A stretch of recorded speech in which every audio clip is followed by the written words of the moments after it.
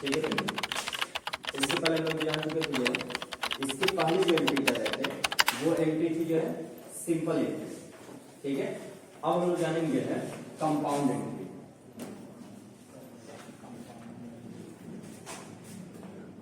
Compound entry in journal book.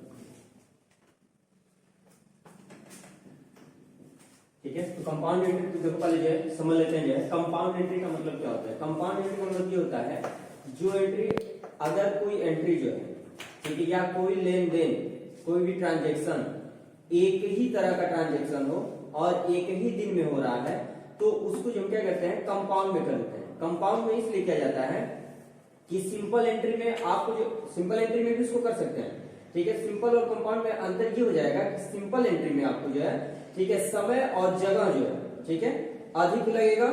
ठीक है, और कंपाउंड एंट्री में समय और जगह का जो क्या हो जाएगा बचत होगी। ठीक है, जैसे जो देख लेते हैं कंपाउंड एंट्री का मतलब ये होगा कि जैसे मान लो हम यहाँ पे कह दिए कि 15/12/2022 मोहन से नकद माल खरीदा, फिर इसी डेट में कर दिए 15/12/2022 अजय से, सर इसमें देखो 15 मोहन से नगद माल खरीदा, अमाउंट आप लिख लेंगे जो है 30,000 रुपये। ठीक है, फिर उसी डेट में जो है 15/12/2022 को अजय से 15,000 रुपये का माल खरीदा। अब ऐसा तो है नहीं कि जो हम केवल एक ही डेट में बस फिर एक ही से खरीदेंगे या फिर एक ही को बेचेंगे। व्यापार में क्या होगा, एक ही दिन में कई सारे लेन देन होंगे, कई लोगों को बेचेंगे, कई लोगों से खरीदेंगे, कई लोगों को पैसा देंगे, कई लोगों से पैसा प्राप्त करेंगे। ठीक है, तो उन सब एंट्री को क्या करते हैं कंपाउंड एंट्री में की जाती है। तो देखो इसको कैसे करेंगे। अब यहाँ पर एक और एंट्री कर दिए जो इसी डेट में 15/12/2022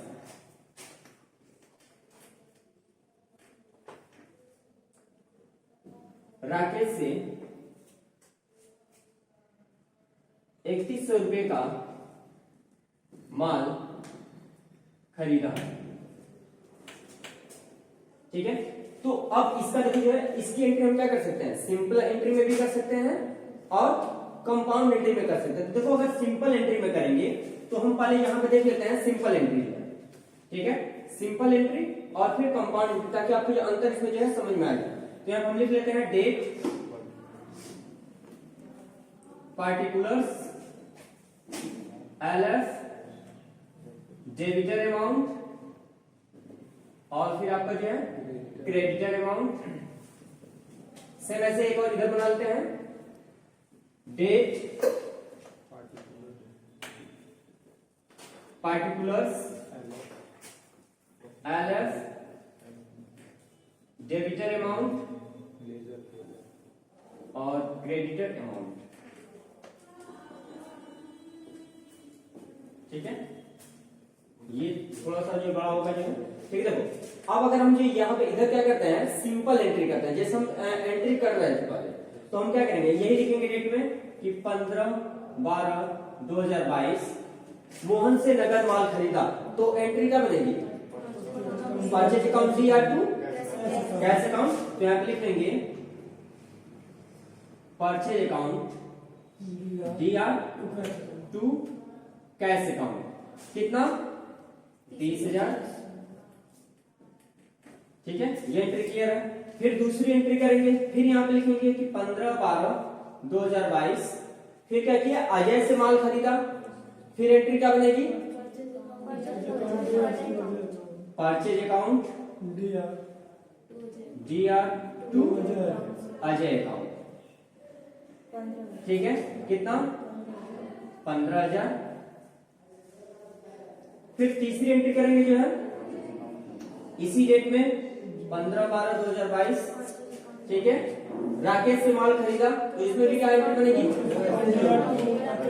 तो इसमें लिख लेंगे purchase account DR to Rakesh account, ठीक है, कितना 3100, ठीक है।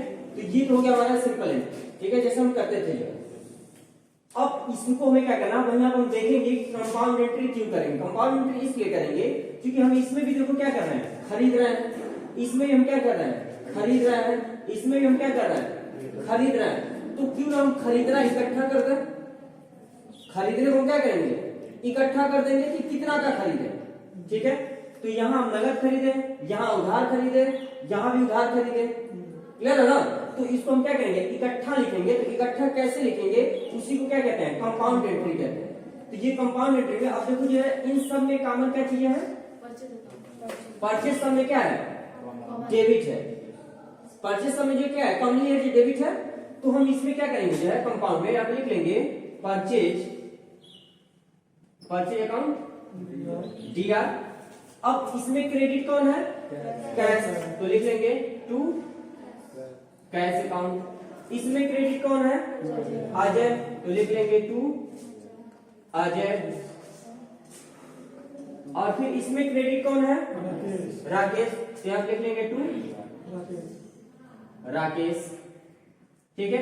और डेट क्या है, सेम है, तो इसलिए हम क्या करते हैं, जब डेट सेम रहेगा, ठीक है, और एक तरह की एंट्री रहेगी, तो हम क्या करते हैं, कंपाउंड एंट्री करते हैं। सिंपल एंट्री ना करके क्या करेंगे, कंपाउंड एंट्री करेंगे। अब यहाँ पे देखो अमाउंट की बात आती है, तो अमाउंट क्या लिखेंगे, तो हम यहाँ देख लेते हैं कैश। तो नगद हमने कितना खरीदा, तो कैश में क्या लिखेंगे 30,000। अजय से कितना खरीदे हैं, तो अजय में लिखेंगे कितना 15,000।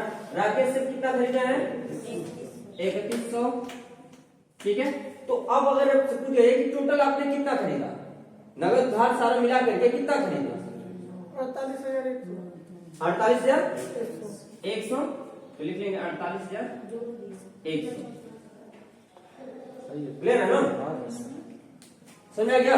तो देखो अब यहाँ पे देखो जो चीज हम क्या कर रहे थे, 2 4 2 6 लाइनें में जो कंप्लीट हो रही थी, ठीक है, इसमें आपका क्या हो गया, 4 ही लाइन में जो है कंप्लीट हो गया। और इसमें आपको ये क्या हो गया, इसमें आपको जो है कई बार लिखना पड़ा है, ठीक है। परचेज आपको 3 बार लिखना पड़ा है, उसमें आप जो परचेज एक ही बार लिखे हैं। तो इसमें आपका क्या हुआ, समय भी बचा और जो है जगह भी बचा, क्लियर है ना। तो इस तरह से एंट्री हम क्या करते हैं, जो है कंपाउंड एंट्री में जब भी जो है, फिर से देख लो जो है कंपाउंड एंट्री में जो है उसकी एंट्री करते हैं जो सेम डेट में एक तरह का लेन देन होगा, ठीक है। तो उसकी एंट्री हम किस में करेंगे, कंपाउंड में। अब जैसे मान लो कि चौथी एंट्री इसमें ये आ जाए इसी डेट में कि 15/12/2022 को अमित को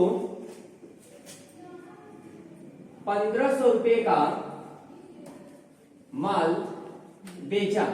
अब यहां पे ध्यान देना कि यहां पे क्या किया गया है, डेट तो सेम है, एक ही डेट में जो लेन देन हो रहा है, लेकिन लेन देन क्या है, अलग है। वहां पे हम क्या कर रहे थे, खरीद रहे थे, और यहाँ बेच रहे हैं। तो अब इसको इसमें नहीं लिखेंगे, ठीक है, इसको क्या करेंगे, जो अलग लिखेंगे, ठीक है।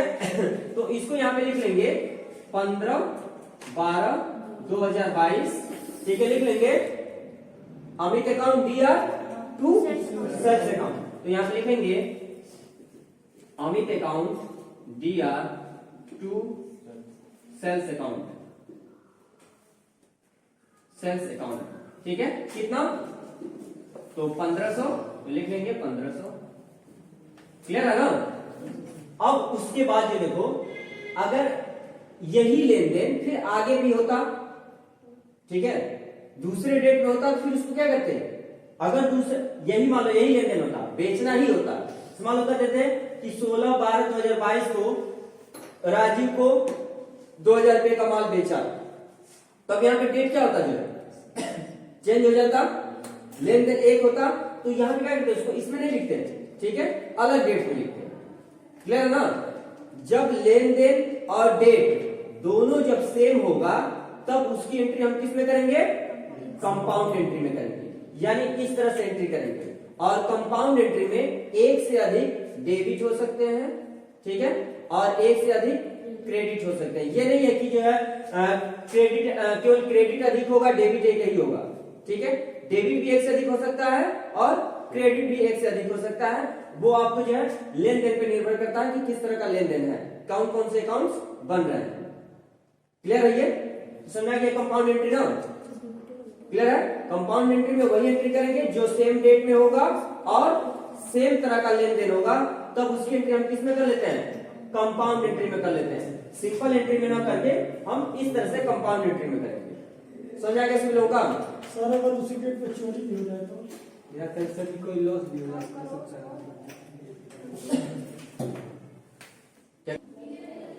ठीक है, देखो ये रहेगा आप लोगों का जो है एक्सरसाइज।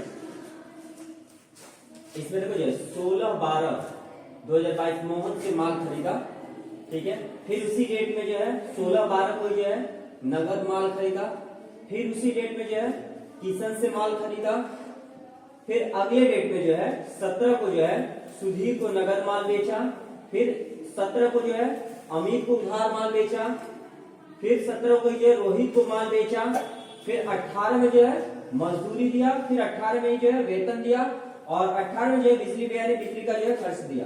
ठीक है, तो यहाँ पे देखो ये जो एक डेट में, देखो ये सेम डेट में है 16 तारीख को और इन तीनों में क्या किया गया है? खरीदा गया है, तो इसका ये क्या करेंगे? कंपाउंड एंट्री में करेंगे। ठीक है, ये भी देखो क्या है जो है सेम डेट में है और सेम तरह का लेन देन है, तो इसकी भी एंट्री किस में करेंगे? कंपाउंड में करेंगे।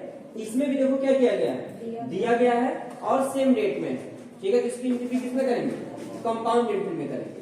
ठीक है, तो ये एकदम सिंपल में दिए हुए हैं, ताकि पहले जो है फर्स्ट टाइम जो है क्लियर कर लो, उसके बाद फिर जो है इससे हार्ड वर्क करेंगे। क्लियर है? ठीक है।